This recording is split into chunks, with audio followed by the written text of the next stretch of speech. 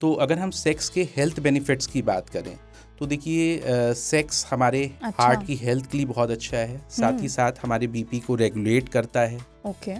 Sex जब व्यक्ति करता है और जब इजैकुलेट करता है तो प्रोलैक्टिन हार्मोन रिलीज होता है, प्रोलैक्टिन हार्मोन। ओके। रिलीज होता है जो आदमी को एक सेटिस्फैक्शन की एक भावना देता है, साथ में एक अच्छी स्लीप देता है। Grass is greener when you water it, life is happier when you have sex in it. कहा जाता है समभोग।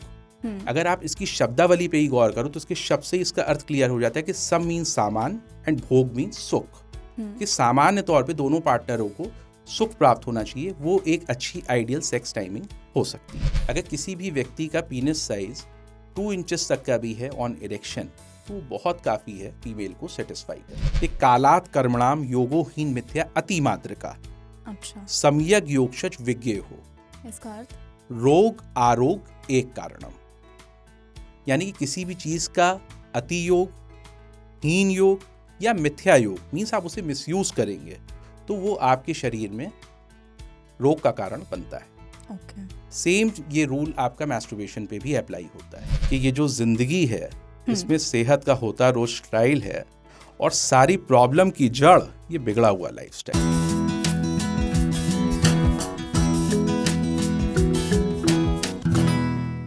हेलो, नमस्कार। आपका बहुत बहुत स्वागत है आज तक रेडियो के weekly health show hello doctor में, जहां बात होती है आपकी और हमारी सेहत की। एक कपल के बीच इंटीमेसी के अलग अलग फॉर्म्स होते हैं, जैसे एक दूसरे से इमोशनली बातचीत शेयर करना। इसी में आती है फिजिकल इंटीमेसी, जिसे लेकर थोड़ा सा हमारे समाज में आज भी स्टिग्मा है। हम सेक्सुअल हेल्थ को लेकर ज़्यादा कंफर्टेबल नहीं होते हैं बातचीत करने में, लेकिन ये एक ऐसा सेक्शन भी है जिसमें बहुत सारे मिसकंसेप्शंस हैं, मिथ्स हैं और बीमारियों के बारे में लोग एक्सपीरियंस तो करते हैं लेकिन उन्हें समझ नहीं आती है। तो आज इन्हीं सारी मिथ्स को बस्ट करते हुए इन्हीं सारी चीज़ों पे बात करने के लिए हमारे साथ स्टूडियो में जुड़े हैं डॉक्टर सारांश जैन। हेलो डॉक्टर, आपका बहुत बहुत स्वागत है। डॉक्टर सारांश Jain MBBS MD PhD in sexual medicine है, सीनियर कंसल्टेंट है इस वक्त doctor SK Jain Burlington clinic and hospital, Lucknow और मुंबई में ये दोनों जगह पर है। सर अपनी फील्ड में वर्ल्ड बुक रिकॉर्ड होल्डर भी हैं। डॉक्टर, हम ऑनलाइन या ऑफलाइन भी अगर कहें, हम ये देखते हैं, पढ़ते हैं कि किसी भी इंसान की इंटीमेट लाइफ उसकी लाइफ के कई दूसरे एस्पेक्ट्स को बहुत इम्पैक्ट करती है। तो पहला तो सवाल बिल्कुल बेसिक से ही समझते हैं, अब सेक्सुअल लाइफ की, सेक्सुअल रिलेशनशिप्स की क्या इम्पोर्टेंस है किसी के जीवन में, क्या हेल्थ बेनिफिट्स हैं सेक्स के? देखिए सेक्स एक बहुत इंपॉर्टेंट रोल प्ले करता है दो पार्टनर्स के बीच में, कपल्स के बीच में, बिकॉज ये उनकी मेंटल हेल्थ, इमोशनल हेल्थ के लिए बहुत ज़रूरी है। इन सभी से ज़्यादा जो पार्टनर्स में एक बॉन्डिंग होती है लव की, वो तभी स्ट्रांग होती है जब उसमें एक सक्सेसफुल सेक्स होता है। क्योंकि अगर सेक्स कहीं ना कहीं लैक कर रहा है ना, या उनका कोई परफॉर्मेंस ओके नहीं है या कोई और हेल्थ इश्यूज़ की वजह से अगर प्रॉपर सेक्स अगर रिलेशनशिप में नहीं है तो कहीं ना कहीं कपल्स की बॉन्डिंग का फ़र्क डायरेक्ट या डायरेक्ट, आपका डायरेक्ट या इनडायरेक्ट उस पर पड़ता है। और जहाँ तक बात हम करते हैं कि सेक्स के हेल्थ बेनिफिट्स क्या हैं, तो देखिए बहुत सारे बेनिफिट्स हैं। और मुझे एक लाइन याद आ रही है इसमें कि देखिए grass is greener when you water it, life is happier when you have sex in it. Okay. कहने का मतलब है कि देखिए घास भी हरी भरी रहती है जब हम उसे पानी देते हैं, और ज़िंदगी भी हरी भरी और रस भरी रहती है जब हम सेक्सुअली फिट बने रहते हैं। तो कहने का मतलब है कि देखिए सेक्स के अपने बहुत सारे पोटेंशियल हेल्थ बेनिफिट्स हैं, जिसमें सबसे पहले देखिए सेक्स आपके हार्ट हेल्थ के लिए बहुत अच्छा है। अच्छा।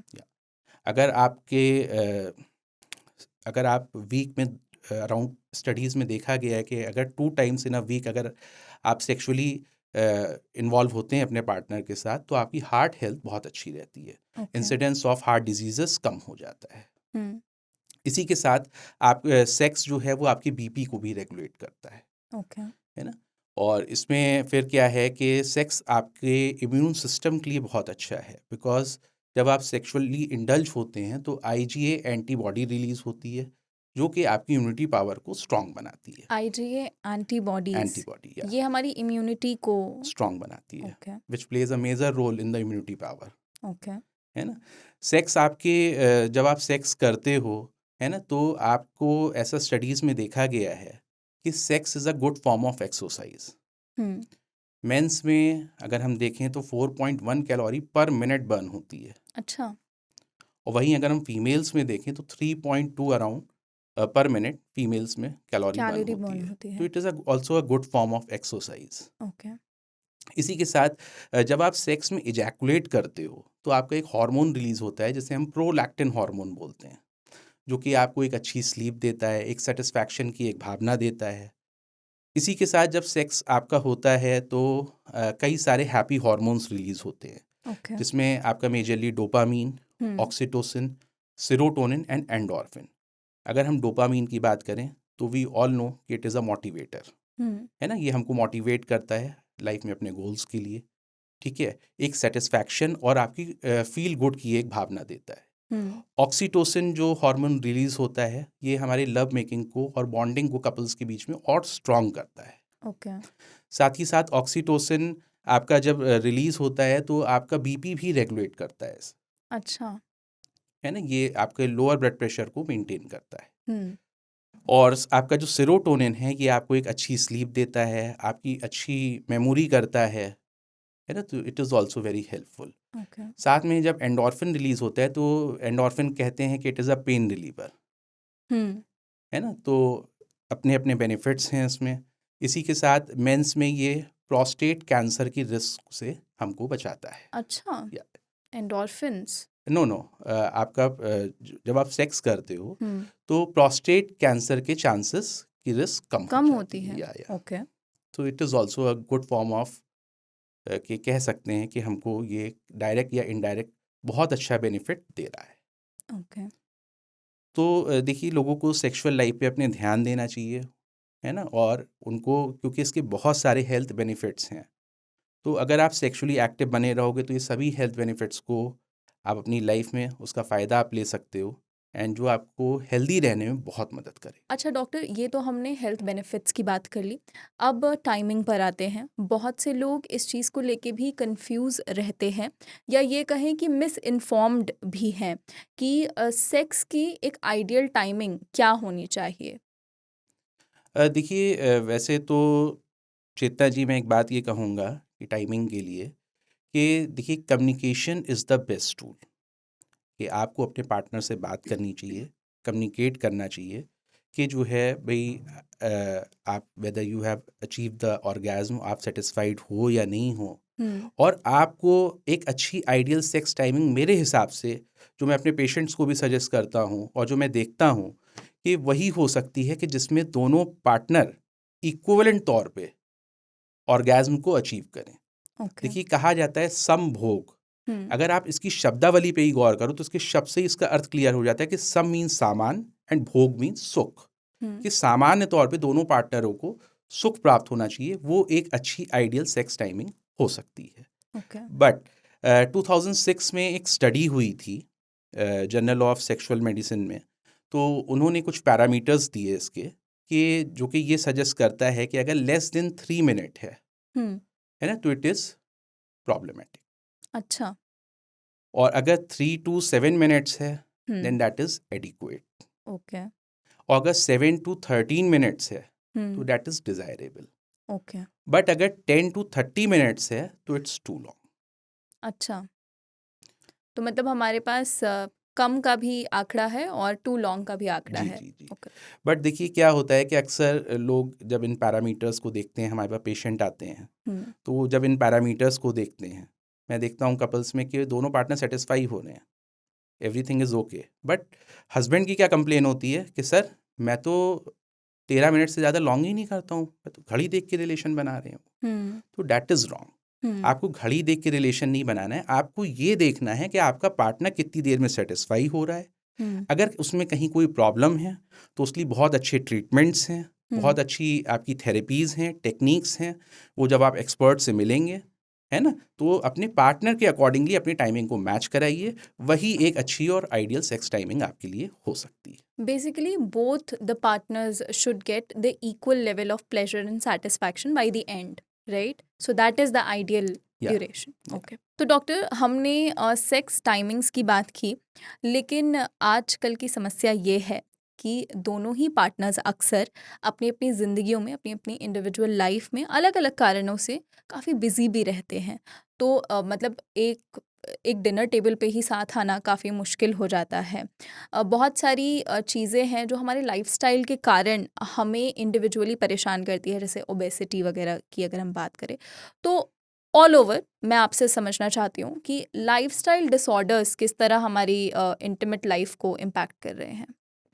देखिए, मैं एक बात अपने पेशेंटों में अक्सर कहता हूँ कि ये जो ज़िंदगी है, इसमें सेहत का होता रोज ट्रायल है, और सारी प्रॉब्लम की जड़ ये बिगड़ा हुआ लाइफस्टाइल है। आज लोगों का लाइफस्टाइल इतना बिगड़ा हुआ है करेक्ट। कि जिसमें हम जब देखते हैं कि उनकी सेक्सुअल हेल्थ का जो मेन कारण होता है, अक्सर पेशेंटों में वो लाइफस्टाइल डिसऑर्डर्स निकल के आते हैं, हम्म। जिसमें मेनली तौर पे हाई बीपी है, डायबिटीज़ है, और आपका ओबेसिटी है। ओके। मेनली इन 3 प्रॉब्लम्स के केसेस ज़्यादा देखने के लिए मिलते हैं। ओके। अब अगर हम हाई बीपी की अगर हम बात करें, है ना, तो हाई बीपी में होता क्या है कि जो ब्लड वेसल्स होती हैं, ये हार्डन होने लगती हैं, हम्म। है ना, डैमेज होने लगती हैं और नैरो हो जाती हैं। बेसिकली वैसो कॉन्स्ट्रिक्शन हो जाता है। Vaso constriction. या ओके। वैसो कॉन्स्ट्रिक्शन का मतलब यही हुआ कि आर्टरीज नैरो हो जाएंगी, हार्डन हो जाएंगी, जिसके कारण proper blood circulation, blood flow में ब्लड प्रॉब्लम फ्लो में आएगी। दिक्कत आती हम्म। है। और जब ये ब्लड फ्लो में दिक्कत आती है, तो वो इरेक्टाइल डिसफंक्शन की प्रॉब्लम क्रिएट कर देता है। अच्छा। या ओके। तो और इसी के साथ जो बीपी में लोग दवाइयाँ खाते हैं, हम्म। अक्सर पेशेंटों को डायूरेटिक्स प्रिस्क्राइब्ड होते हैं, बीटा ब्लॉकर्स प्रिस्क्राइब्ड होते हैं। तो हम्म। डायूरेटिक्स के भी और बीटा ब्लॉकर्स के भी अपने अपने साइड इफ़ेक्ट हैं। अच्छा। या कि भाई बीपी की दवा तो खा ही रहे हैं, वो एक अलग चीज़ है कि डॉक्टर का वो दवाइयाँ देना मजबूरी है उसकी मेडिकल कंडीशन देखते हुए, खाना पेशेंट की मजबूरी है, बट उसके भी अपने एक पोटेंशियल साइड इफ़ेक्ट्स हैं। अच्छा। अगर हम बीटा ब्लॉकर्स की बात करें, तो वो कहीं ना कहीं जो पेनिस में नर्व कंडक्शन होता है, उनको कहीं ना कहीं ब्लॉक करते हैं। Nerve conduction. मतलब नर्व इम्पल्स जो होता है, जो प्रॉपर इरेक्शन के लिए वर्क करता है, भाई देखिए हाँ। इरेक्शन के लिए एक अच्छा नर्व इम्पल्स होना चाहिए, एक प्रॉपर हम्म। ब्लड सर्कुलेशन होना चाहिए, तब आपका प्रॉपर इरेक्शन होता है लोगों में, ओके। है ना? तो क्या होता है कि बीटा ब्लॉकर्स इस नर्व इम्पल्स को कंडक्शन में ब्लॉकेजेस क्रिएट करते हैं।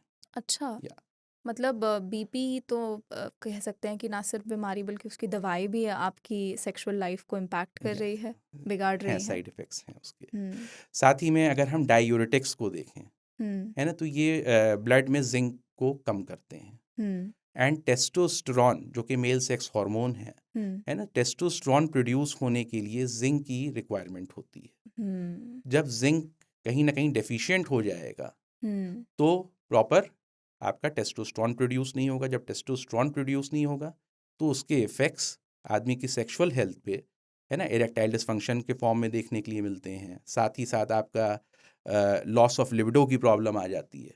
लिबिडो। लॉस ऑफ लिबिडो मतलब सेक्सुअल डिज़ायर, लॉस ऑफ अच्छा। Sexual desire, okay. क्योंकि देखिए testosterone is responsible for sexual desire correct. In the men's. साथ में अगर हम फीमेल्स की बात करें, हम्म। तो जब ये प्राइवेट पार्ट्स में, प्राइवेट ऑर्गन्स में ब्लड फ्लो लिमिट होने लगता है, तो उनमें वजाइनल ड्राइनेस की समस्या आने लगती है। हम्म। इसी के साथ आपका lack of arousal, hmm. Arousal में दिक्कत आएगी, एंड ऑर्गेज्म अचीव करने में उनको दिक्कतें आने लगती प्रॉब्लम आती है। हैं। हम्म। तो ये कुछ उसके साइड इफ़ेक्ट्स हैं जो कि बीपी बीपी, के हाँ, बीपी के पर्टिकुलरली। पेशेंट्स को फेस करने पड़ते हैं। तो उसके लिए अपने बीपी को कंट्रोल रखें, प्रॉपर मेडिकल हेल्प को सीक करें, और अगर सेक्सुअली कहीं ना कहीं कोई प्रॉब्लम आ रही है, तो ट्रीटमेंट सीक करें। There are hmm. Very good medicines जो कि आपको साइमल्टेनियसली मेंटेन रख सकती हैं। ओके। इसी के साथ अगर हम डायबिटीज़ की बात करें, तो देखिए बोस्टन यूनिवर्सिटी की एक रिसर्च है जो कि ये सजेस्ट करती है कि अगर किसी भी व्यक्ति को आज की डेट में डायबिटीज़ डायग्नोज हुआ है, तो आने वाले 5 से 10 सालों में वो इरेक्टाइल डिसफंक्शन का पेशेंट होगा। अच्छा, ये दावा किया गया है स्टडी में। ये स्टडी में ऐसा बताया गया ओके। है ना? और साथ ही साथ आपका क्या है कि देखिए डायबिटीज़ करता क्या है? डायबिटीज़ जो ब्लड वेसल्स होती हैं, नर्व्स होती हैं, इनको कहीं ना कहीं डैमेज करता है। अगर शुगर लेवल्स किसी भी व्यक्ति के कंट्रोल नहीं है तो धीमे धीमे डायबिटिक न्यूरोपैथी की समस्या उसके अंदर उत्पन्न होती है ना, जो कहीं ना कहीं आपका प्राइवेट पार्ट्स की आर्टरी और नर्व्स को भी साथ में इफेक्ट करती है। ब्लड फ्लो लिमिट होने लगता है। देखिए, एक अच्छे इरेक्शन के लिए, एक लोगों की अच्छी सेक्सुअल हेल्थ के लिए मेंस में एक अच्छे हार्मोन्स की ज़रूरत है, एक ब्लड सर्कुलेशन की ज़रूरत है, एक अराउजल की ज़रूरत है। तो देखिए, शुगर के मरीज़ों में, है ना, ये कोई ज़रूरी नहीं है कि आपके पास एक अच्छा अराउजल भी है, अच्छे हार्मोन्स भी हैं, बट आपको इरेक्शन भी हो। It is not necessary. So लोगों को शुगर अपनी मेंटेन रखनी चाहिए, जिससे कॉम्प्लिकेशंस से वो बच सकते हैं, क्योंकि कंट्रोल ब्लड शुगर काफ़ी सारी कॉम्प्लिकेशंस को कंट्रोल कर देता है। करेक्ट। फिर तीसरी जो लाइफस्टाइल डिसऑर्डर्स में हम लोग समस्या देखते हैं, वो है ओबेसिटी की। देखिए, ओबेसिटी में होता क्या है कि पूरी बॉडी में फैट एक्यूमुलेट हो जाता है, और इसी के साथ प्राइवेट ऑर्गन्स के अराउंड भी बहुत सारा फैट एक्यूमुलेट होता है। जब ये फैट एक्यूमुलेट होने लगता है तो ब्लड सर्कुलेशन लिमिट हो जाता है, आर्टरीज पे प्रेशर पड़ता है, साथ में हाई कोलेस्ट्रॉल की वजह से, क्योंकि जो भी व्यक्ति ओबीज होगा उसमें कोलेस्ट्रॉल बढ़ा ही बढ़ा होगा। हाई कोलेस्ट्रॉल की वजह से एथेरोस्क्लेरोसिस की प्रॉब्लम आने लगती है। एथेरोस्क्लेरोसिस की उसमें होता क्या है कि जो ब्लड वेसल्स होती हैं उसके अंदर प्लेग जमा होने लगते हैं, हाँ, जिसके कारण आपका जो ब्लड फ्लो है वो इम्पैक्ट होता है। तो जब वो ब्लड फ्लो इम्पैक्ट होता है तो फिर वही इरेक्शन की प्रॉब्लम आने लगती है। साथ में जो ओबीज लोग होते हैं उनमें जो मेल सेक्स हार्मोन टेस्टोस्टेरोन होता है, ये रिएक्ट कर जाता है, आपका एक एंजाइम होता है पेरिफेरल एरोमेटेज। अच्छा। ये इससे रिएक्ट होके और फीमेल सेक्स हार्मोन में कन्वर्ट हो जाता है एस्ट्रोजन में। अच्छा। जिसके कारण आप अक्सर ओबीज लोगों में देखोगे कि जो उनके ब्रेस्ट होते हैं वो बल्की होते हैं, हैवी होंगे और फेमिनिश कैरेक्टर के होते हैं। करेक्ट। इसी के साथ उनके जो प्यूबिक हेयर्स होते हैं, है ना, वो आपके इन्वर्टेड ट्रायंगल के होते हैं। यूजुअली नॉर्मल जो प्यूबिक हेयर्स मेंस में होने चाहिए वो अपराइट ट्रायंगल शेप के होते हैं, लेकिन मेंस में जो लोग ओबीज हैं उनमें ये आपका जो है परेशानी इन्वर्टेड ट्रायंगल में प्यूबिक दिखाई हेयर्स देती है। देखने के लिए मिलेंगे आपको। ओके, मतलब ये तो अगर समझे तो टेस्टोस्टेरोन एक तरह से एस्ट्रोजन में कन्वर्ट हो रहा है, that is also triggering the female character, biological characteristics in your body. इसी के साथ सेक्स हार्मोन बाइंडिंग ग्लोबुलिन, अच्छा। ये इंक्रीज हो जाता है ओबीज लोगों में। ओके। जब ये इंक्रीज हो जाता है तो आपके ब्लड में जो भी टेस्टोस्टेरोन अवेलेबल होता है ये उसको बाइंड कर लेता है। बाइंड कर लेता है मतलब भाई उसका काम है सेक्स हार्मोन बाइंडिंग ग्लोबुलिन, है ना, उसका काम ही है कि वो जो भी आपके सेक्स हार्मोन्स हैं उनको बाइंड करके, है ना, तो जब वो बॉडी में अवेलेबल ही नहीं रहेगा ब्लड में तो वो प्रॉपर वर्क नहीं कर पाएगा। अच्छा। जिसके कारण फिर आपका लॉस ऑफ लिबिडो की समस्या, कि सेक्सुअल डिजायर ना होना, प्रॉपर इरेक्शन ना आना, करेक्ट। फीमेल्स में अराउजल इश्यूज आ जाएंगे, क्योंकि टेस्टोस्टेरोन एक बहुत मेजर रोल प्ले करता है फीमेल्स प्राइवेट ऑर्गन्स में, क्लिटोरिस में और आपका निपल्स में, ब्रेस्ट में एक सेंसेशन प्रोवाइड करने का। जब ये चीज़ें आपकी एस्ट्रोजन में कन्वर्ट हो जाएंगी, टेस्टोस्टेरोन मिलेगा ही नहीं, तो दिक्कतें उत्पन्न होने लगती हैं। हमने ओबेसिटी और लाइफस्टाइल डिसऑर्डर्स की बात की, लेकिन इसके अलावा अगर कोई इंसान मतलब इन सारी बीमारियों से ग्रसित नहीं भी है तो उसके लिए उसका जो बॉडी इमेज है वो भी एक प्रॉब्लम बन सकता है। जैसे पुरुषों में ज़्यादातर ये देखने के लिए मिलता है कि पीनस साइज़ को लेके बहुत तरह के मिसकंसेप्शन होते हैं। तो ये मिसकंसेप्शन मतलब एग्जैक्टली कहाँ स्टैंड करते हैं, क्या इनका सच में कोई इम्पैक्ट पड़ता भी है या नहीं? देखिए, पीनस साइज को लेके बहुत सारे मिथ्स और मिसकंसेप्शंस हैं लोगों के बीच। मैं बताऊं, मेरी ओपीडी में दिन भर में हर दूसरा पेशेंट इस समस्या के साथ आता है मेरे पास, और आपको जान के हैरानी होगी कि जब हम लोग उनकी केस हिस्ट्री लेते हैं, एग्जामिनेशंस करते हैं, तो जो हमारे मेडिकल पैरामीटर्स हैं उसके हिसाब से वो बिल्कुल नॉर्मल होता है, और फिर भी वो मेरे हिसाब से पता नहीं कहाँ कहाँ ट्रीटमेंट और कितना पैसा बर्बाद करके आता है। और फिर जब वो हमारे पास आके ये बताता है कि सर मैंने ये ट्रीटमेंट लिया, इस नीम हकीम के चक्कर में लिया और इतना पैसा मैंने बर्बाद कर दिया, तो हम लोग को भी बड़ा अफसोस होता है कि कहीं ना कहीं आज भी हमारे देश में सेक्स एजुकेशन लैक कर रही है। देखिए, ये एक बहुत ही सीधा सा कॉन्सेप्ट है जो लोगों को समझना चाहिए। मैं अपने हर एक पेशेंट को इस पे स्पेशल काउंसल करता हूँ, ताकि मैं उनको एक राइट एजुकेट कर पाऊँ और उनको इस भ्रांति से बाहर निकाल पाऊँ। हुँ, देखिए, बेसिकली होता क्या है कि जो फीमेल की वजाइना होती है, दैट इज़ उसकी जो एवरेज डेप्थ होती है वो 6 इंचेस होती है। हुँ, जिसमें जो आउटर 2 इंचेस का जो पार्ट होता है, प्लस आपका एक्सटर्नल जेनिटला जैसे क्लिटोरिस है, तो सिर्फ इसमें ही नर्व सेंसेशन होता है जो हुँ, वुमेन को प्लेजर अचीव कराता है। ओके, और जो आपका इनर पोर्शन होता है around 4 inches, hmm, that is virtually insensitive. Okay, मतलब उसमें कोई भी सेंसेशन नहीं होता है। हुँ, तो कहने का मतलब ये है कि देखिए, अगर किसी भी व्यक्ति का मिनिमम पीनिस साइज अगर 2 इंचेस का भी है, हुँ, तो वो बहुत काफ़ी है फीमेल को सेटिस्फाई करने के लिए। हुँ, क्योंकि देखिए, लोग साइज़ के ऊपर जाते हैं। ओके, अक्सर क्या होता है, लोग पॉर्न देख के कहीं देख लिया, सुन लिया, है ना? क्योंकि आजकल एवरीथिंग इज़ ओपन, हुँ, है ना? Everything is very easily available and accessible. Hmm, तो इस वजह से लोग दिग्भ्रमित हो जाते हैं कि नहीं, साइज़ ये होना चाहिए। अक्सर फीमेल्स की भी एक्सपेक्टेशन होती है पॉर्न वगैरह देखने के बाद कि साइज़ ये नहीं, ये होना चाहिए। तो देखिए, ऐसा कुछ भी नहीं है। अगर 2 इंचेस का मिनिमम साइज़ किसी भी व्यक्ति का है, तो मोर देन इनफ है हुँ, सेटिस्फाई करने के लिए फीमेल को।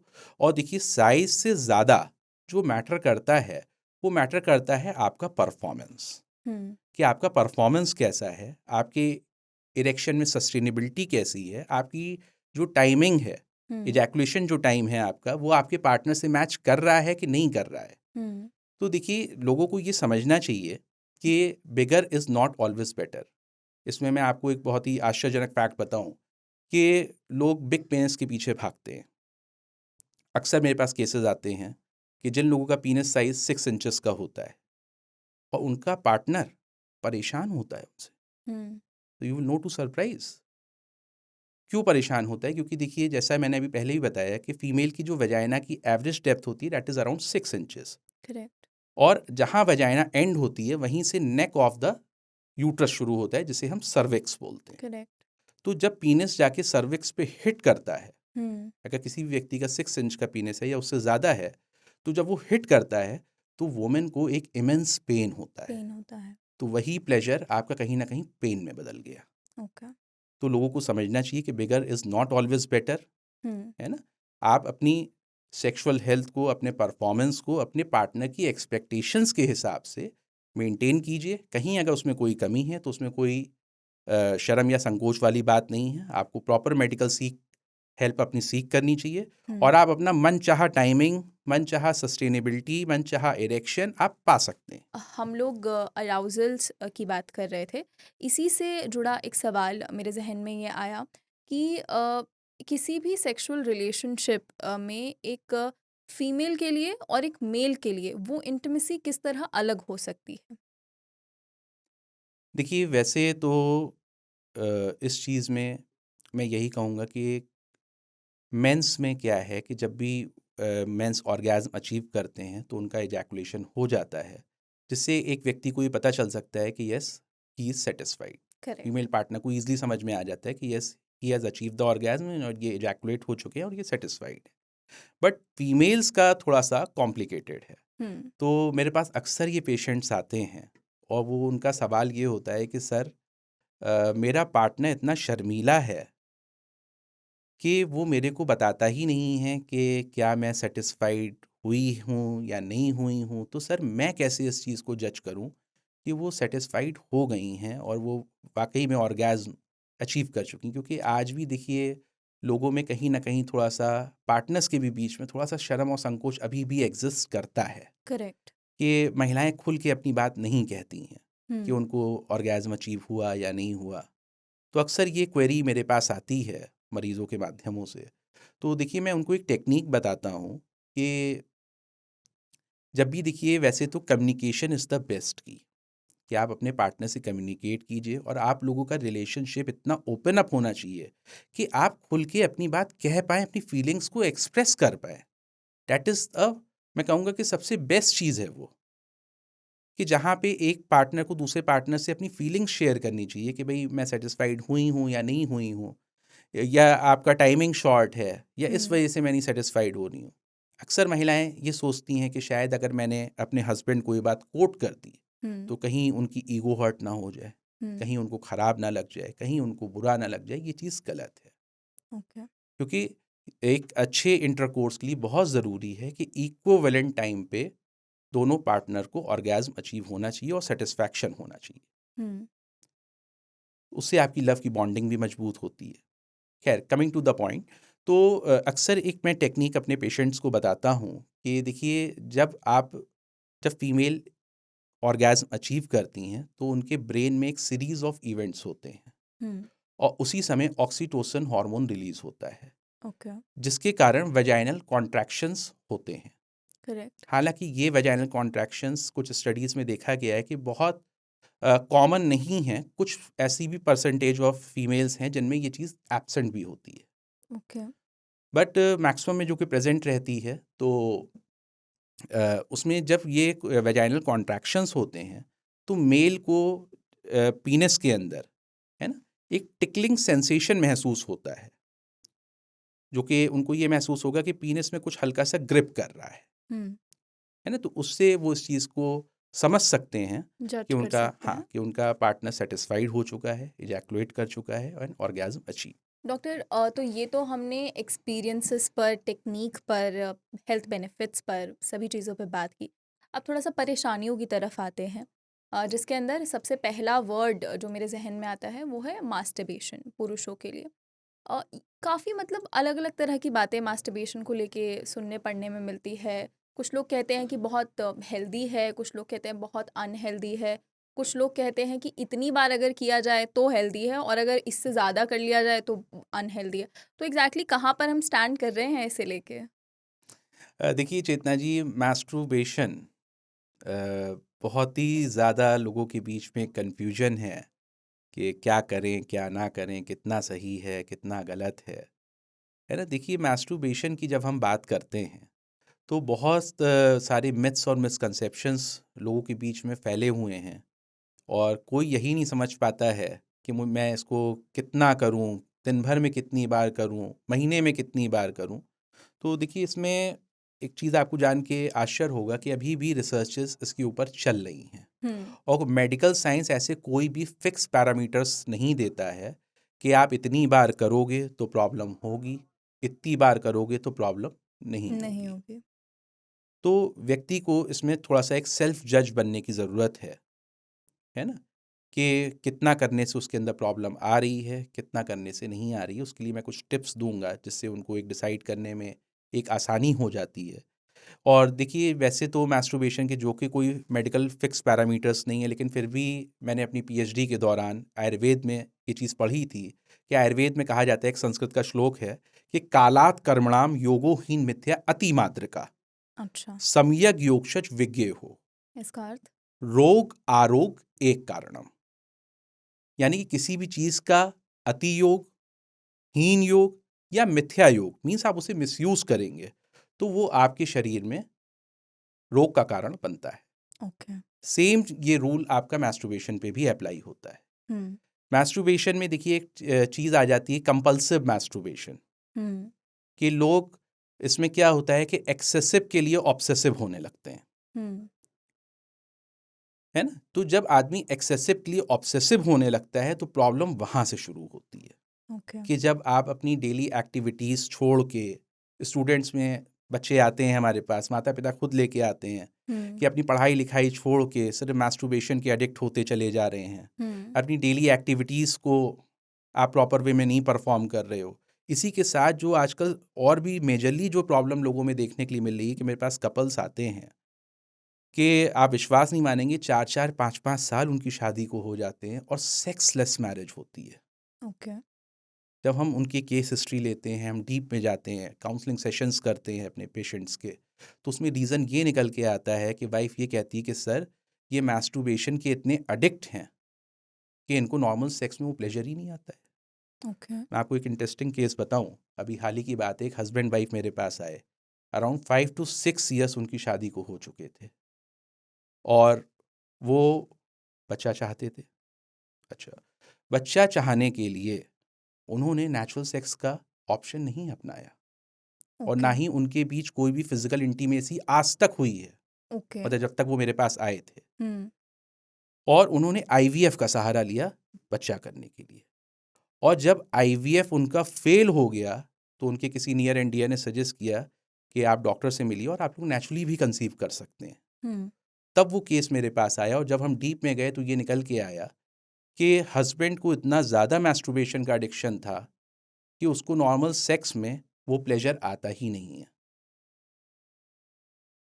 क्योंकि उसमें क्या होता है कि देखिए, मैस्टरबेशन करने का सही तरीका तो सबको पता है, हुँ, बट गलत तरीके की अगर हम बात करें, हुँ, जो कि उस पेशेंट में भी था जब हम डीप में गए उस केस में, कि हुँ, देखिए गलत तरीकों में भी अगर मैस्टरबेशन अगर आदमी कर ले तो वो कहीं ना कहीं उसके अंदर फ्यूचर में प्रॉब्लम्स क्रिएट कर देता है। ओके। जिसमें सबसे पहले एक जो रॉन्ग वे ऑफ मैस्टरबेशन है वो है डेथ ग्रिप सिंड्रोम।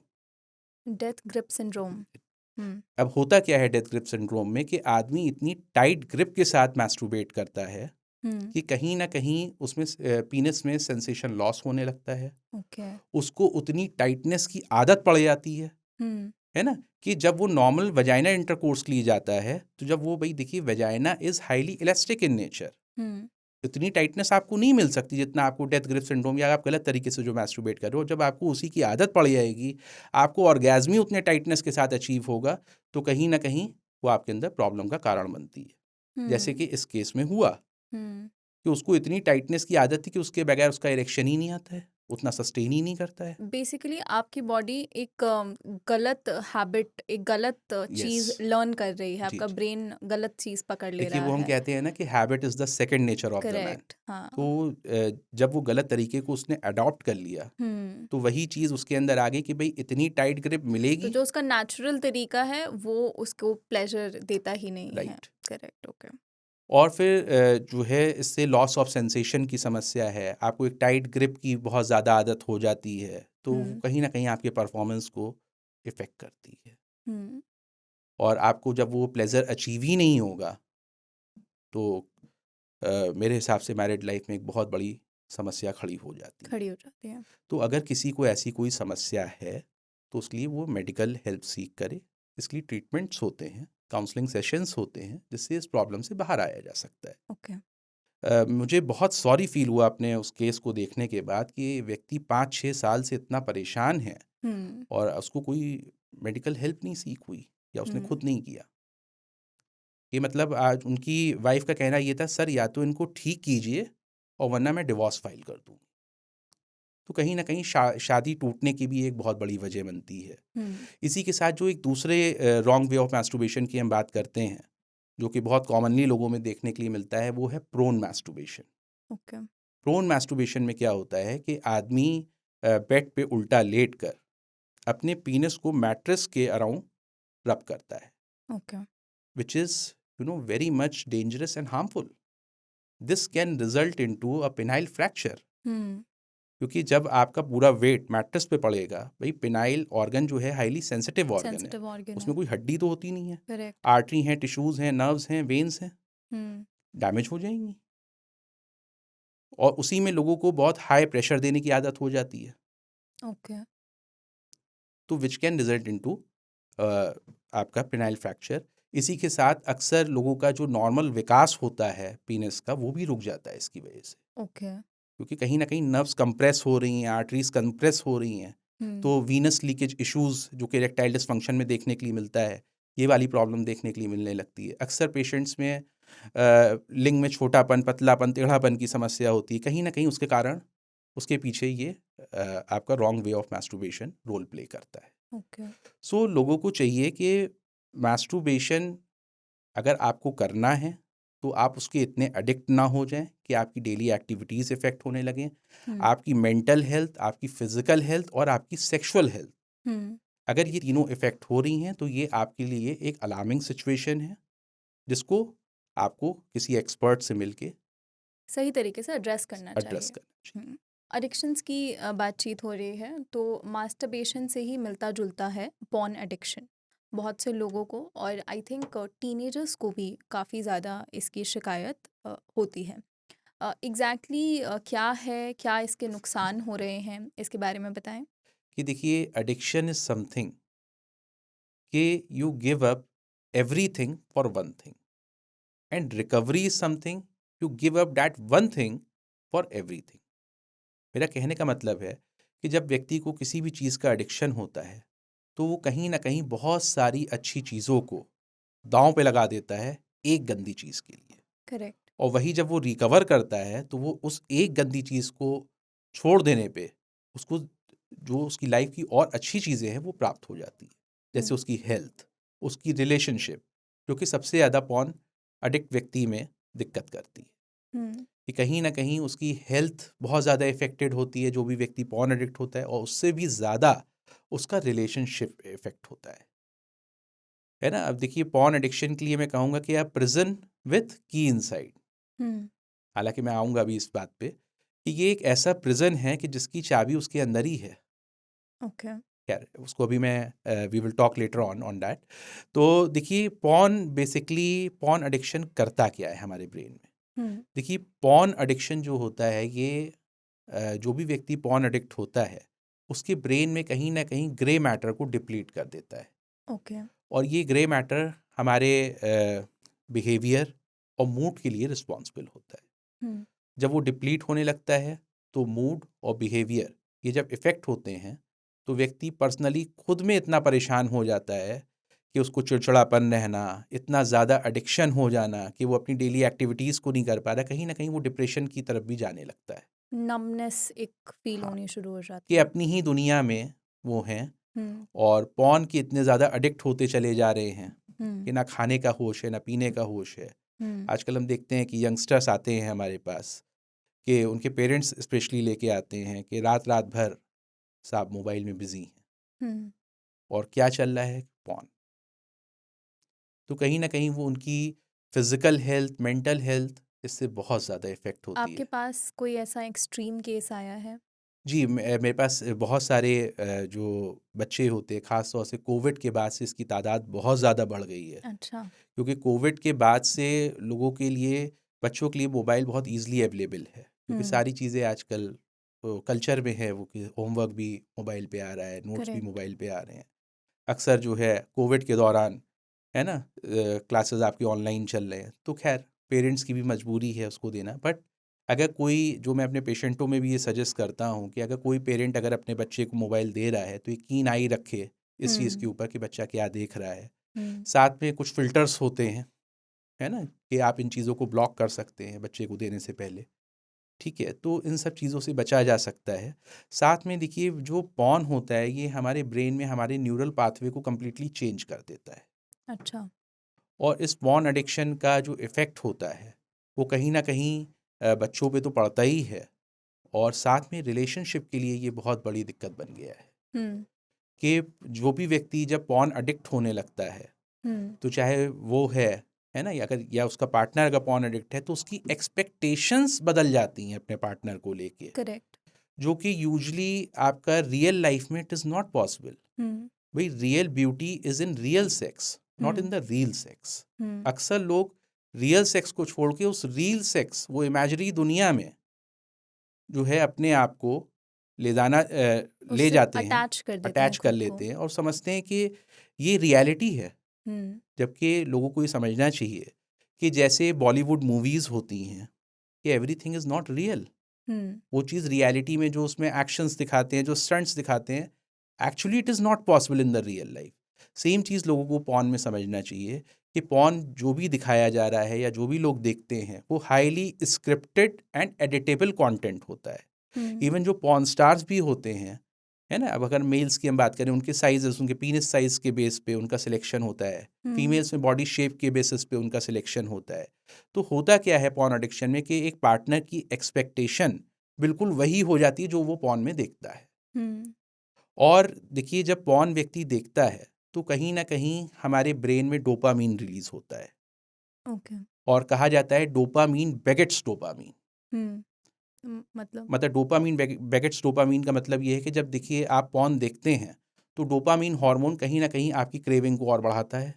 ओके। आपको और मोटिवेट करता है पॉर्न देखने के लिए। भाई डोपामीन का काम है मोटिवेशन करना। Motivating hormone. अब जब आदमी पॉर्न एडिक्ट होगा तो वो हार्मोन्स वे में वर्क करने लगता है। हम्म। उसको जब वो प्लेजर देता है, फील हम्म। गुड देता है, तो डोपामीन और रिलीज होगा। हम्म। तो उससे क्या होता है कि धीमे धीमे लोगों की इंटेंसिटी ऑफ वॉचिंग पॉर्न बढ़ने लगती बढ़ने है। लगती है। एक टाइम आता है, ऐसे ऐसे पेशेंट्स आते हैं हमारे पास कि उनको नॉर्मल पॉर्न जैसे वो आज देख रहे हैं, फिर उनको उससे हाई इंटेंसिटी का पॉर्न चाहिए अच्छा। अपने आप को एक्साइट करने के लिए। ये बिल्कुल मैं हम्म। एक छोटा सा एग्जांपल आपको दूं कि ऐसे कोई मेडिसिन होती है, शुरुआत में आदमी 1 mg से शुरू करता है या 0.5 mg से करता है, तो हम्म। धीमे धीमे क्या होता है कि वो 0.5 mg या 1 mg भी उसके ऊपर काम करना बंद कर बंद देती कर है। देती फिर है। उसको उससे और ऊपर mg की दवा चाहिए, हम्म। है ना, उस प्लेजर को अचीव करने के लिए, उस सेटिस्फैक्शन को अचीव करने के लिए। सेम चीज़ पॉर्न में होती है। तो पीपल नीड टू अंडरस्टैंड कि वो पॉर्न एडिक्शन, अगर पॉर्न एडिक्ट हैं तो they should seek a medical help, hmm. जिससे उनके अपने इस खतरनाक एडिक्शन से वो छुटकारा पा सकते हैं। और इसको देखिए, अगर एडिक्शन है आपको तो इसको किल कर दीजिए, वरना ये आपकी रिलेशनशिप को, आपकी लाइफ को, आपकी लाइफ की हैप्पीनेस को पूरी तरीके से किल कर देगा। और इसमें मैं देखिए एक चीज़ लोगों को यही सजेस्ट करना चाहूँगा, पॉर्न एडिक्शन एक ऐसा एडिक्शन है जिसमें उसके ताले अंदर ही हैं हम्म। और उसकी चाबी आपके पास है। पास है। वो है आपका दृढ़ निश्चय, आपका आत्मविश्वास, आपकी विल पावर।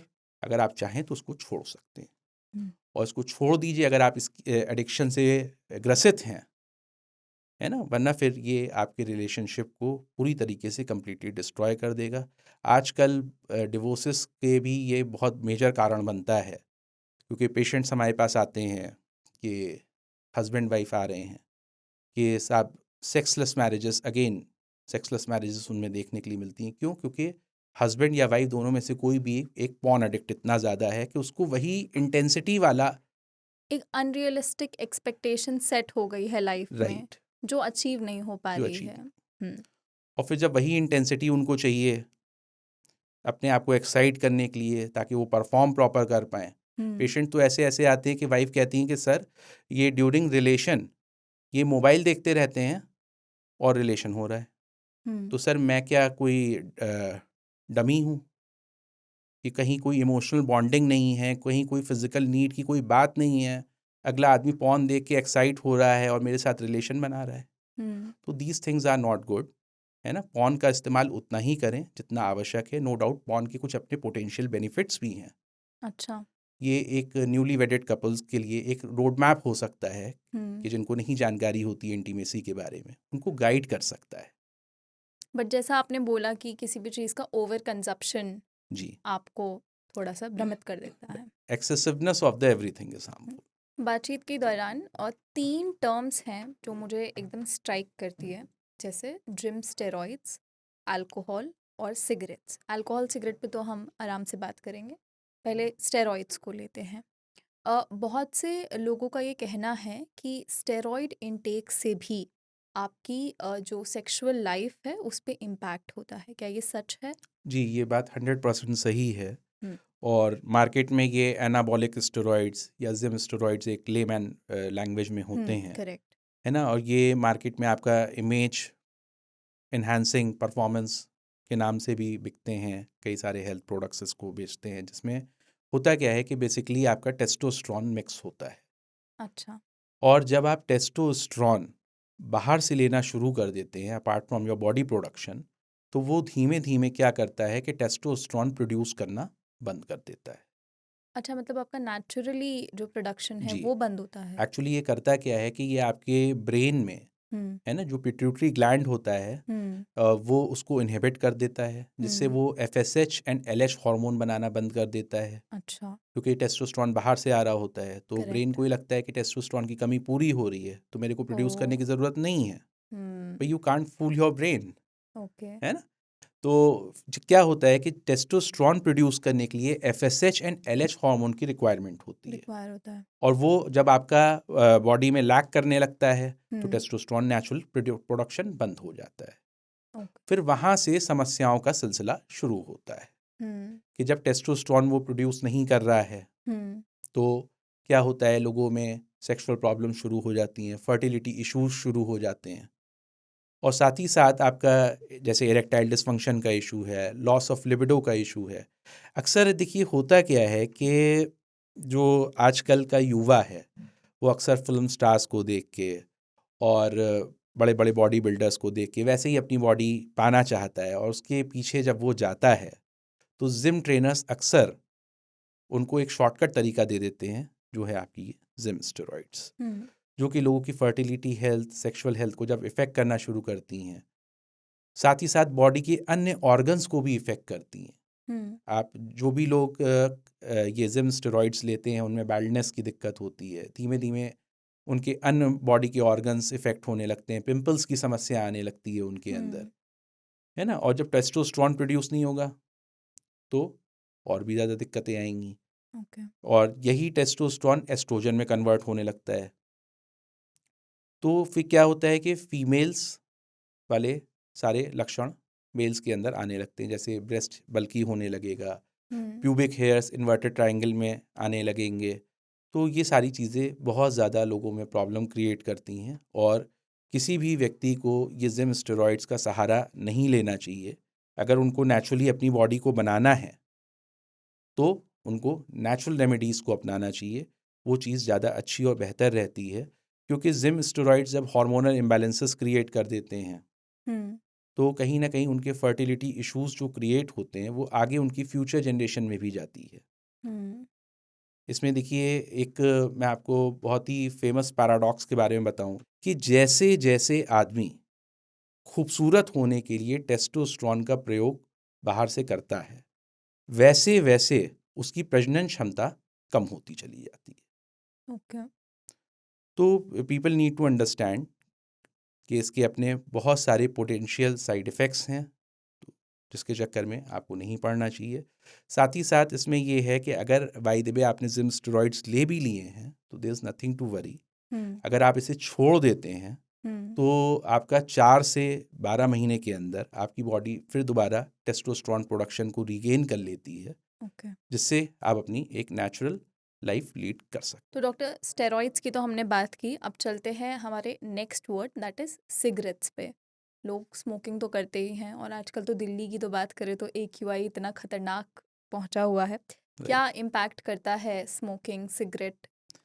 देखिए, सिगरेट स्मोकिंग की जब भी बात आती है तो मुझे हरिवंश राय जी की एक कविता याद आती है कि देखिए, हारना तब ज़रूरी होता है जब आपकी लड़ाई अपनों से हो, और जीतना तब ज़रूरी हो जाता है जब आपकी लड़ाई खुद से हो। हम्म मेरा कहने का मतलब ये है कि सिगरेट स्मोकिंग आपके लिए इतनी हानिकारक है कि आपको अपने आप से जीतना है, और हो सके तो इसको छोड़ दीजिए। हम्म इतने साइड इफ़ेक्ट्स हैं सिगरेट स्मोकिंग के।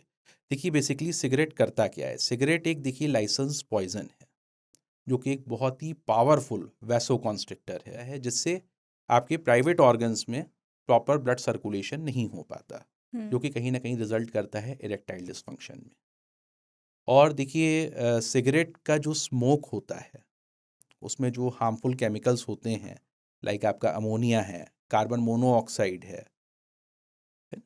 तो ये जो हार्मफुल केमिकल्स होते हैं, अमोनिया हो गया, कार्बन मोनोऑक्साइड हो गया, ये व्यक्ति की जो सेक्स हार्मोन होता है टेस्टोस्टेरोन प्लस उनके जो स्पर्म्स होते हैं, हम्म फर्टिलिटी को भी इफ़ेक्ट करता है, स्पर्म काउंट को डाउन करता है।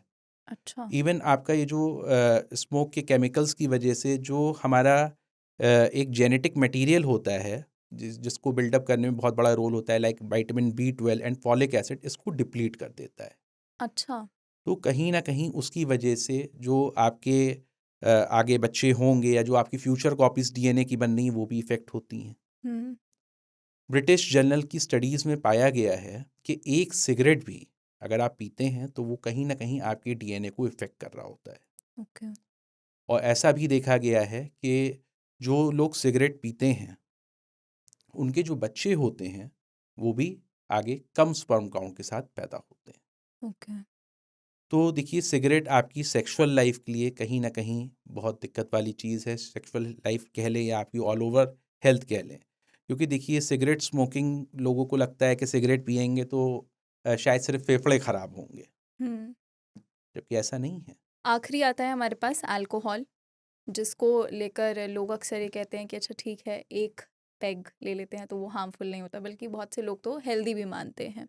इसका हमारी इंटीमेट लाइफ पे कैसा असर पड़ता है? देखिए, अल्कोहल को अगर हम कहें तो ये सोशली एक्सेप्टेबल हुँ, पॉइजन एंड टॉक्सिन नंबर 1 है, जिसको WHO ने नंबर 1 रखा है कार्सिनोजन में। हुँ, कि मतलब अगर आप अल्कोहल कंज्यूम कर रहे हैं तो very high risk of cancer है आपके अंदर, फिर भी लोग इसको कंज़्यूम करते कंज्यूम हैं। करते हैं। तो देखिए, इसमें मैं एक बहुत इंटरेस्टिंग चीज़ बताऊं आपको कि अल्कोहल जब व्यक्ति लेता है तो इसमें शेक्सपियर ने कहा है कि alcohol increases the desire but take away the performance. Hmm, जब व्यक्ति इसका आदी हो जाता है तो धीमे धीमे नो डाउट उसकी अल्कोहल डिज़ायर को बढ़ाता है, कामनाओं को बढ़ाता है, लेकिन उसको पूरा करने की क्षमता को छीन लेता है। हुँ, ऐसा क्यों होता है? क्योंकि ये आपके प्राइवेट ऑर्गन्स और आपके ब्रेन के बीच में एक ब्लॉकेजेस क्रिएट करता है, हुँ, इंटरफेयर करता है सिग्नलिंग में, जिससे लोगों के अंदर या तो इरेक्टाइल डिसफंक्शन की समस्या तो आती ही आती है, इरेक्शन या तो आएगा नहीं या सस्टेन नहीं करेगा। दूसरी समस्या जो देखने के लिए मिलती है कि या तो वो बहुत फास्ट इजैकुलेट कर जाएंगे या टू लेट इजैकुलेट करेंगे। Okay. This is all happening because your penis and your brain, है ना, there is interference in the signals. इसी के साथ आपका देखिए अल्कोहल एक बहुत स्ट्रॉन्ग डिहाइड्रेंट है, हुँ, और जब वो डिहाइड्रेंट की प्रॉपर्टीज़ वर्क करती हैं तो वो ब्लड सर्कुलेशन को डाउन कर देती हैं, जिससे महिलाओं में वेजाइनल ड्राइनेस की समस्या देखने के लिए मिलती है, मेंस में इरेक्टाइल डिसफंक्शन देखने के लिए मिलता है। तो देखिए, लोगों को ये समझना है कि कहीं ना कहीं अल्कोहल उनके स्पर्म्स के लिए भी हानिकारक है। वो मोटिलिटी ऑफ द स्पर्म को डाउन करते हैं, स्पर्म काउंट को डाउन करते हैं, एंजियोटेंसिन हार्मोन को बढ़ा देते हैं। जब एंजियोटेंसिन। एंजियोटेंसिन हार्मोन जब बढ़ जाएगा तो वो डायरेक्टली रिलेटेड होता है to erectile dysfunction. Okay. Proper blood circulation नहीं होगा, प्रॉपर जब नहीं आएगी वो चीज़ें तो आदमी का परफॉर्मेंस इफेक्ट होने लगता है। तो आपकी स्पर्म हेल्थ को भी इफेक्ट कर रहा है, टेस्टोस्टेरोन को डाउन कर देता है। हुँ, तो इसमें आपको बहुत ज़्यादा अवेयर होने की ज़रूरत है कि अल्कोहल का इस्तेमाल ना करें तो ज़्यादा अच्छा है, हुँ, क्योंकि कहीं ना कहीं ये आपका जो स्पर्म्स के डीएनए होते हैं, और पुरुषों में स्पर्म्स के डीएनए और महिलाओं में एक्स के जो डीएनए होते हैं उसमें फ्रेगमेंटेशन क्रिएट करने लगते हैं। अच्छा। आजकल हम देखते हैं कि इनफर्टिलिटी के इश्यूज बढ़ते जा रहे हैं, कहीं ना कहीं हुँ, उसमें बहुत बड़ा योगदान अल्कोहल का है।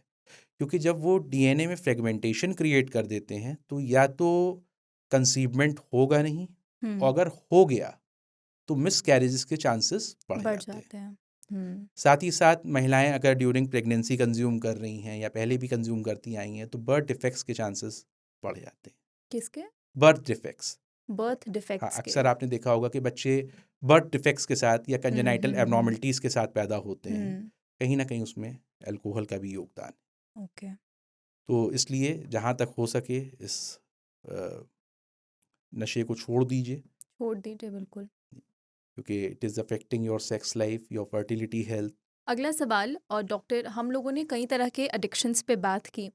एक एडिक्शन जो आज के वक़्त में मैं कहूँ कि काफ़ी मुझे लगता है मास्क्ड एडिक्शन है, क्योंकि आपको पता नहीं है कि ये भी कोई एडिक्शन होता है। Social media.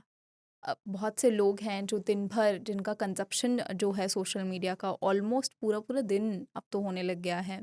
स्लीपलेसनेस जैसी जी, चीज़ें भी लोगों को परेशान करती है इसके कारण। क्या इसका हमारी इंटिमेट लाइफ़ पे भी असर पड़ रहा है? ना जाने ये ज़िंदगी का कैसा दौर है चेतना जी, कि इंसान खामोश है और ऑनलाइन कितना शोर है। देखिए, सोशल मीडिया पहले कहा जाता था पति पत्नी और वो। आज की डेट में आजकल जो सिनेरियो चल रहा है, कहा जाता है पति पत्नी और सोशल मीडिया। Social media. कहीं ना कहीं सोशल मीडिया ने पार्टनर की प्लेस को रिप्लेस कर दिया है।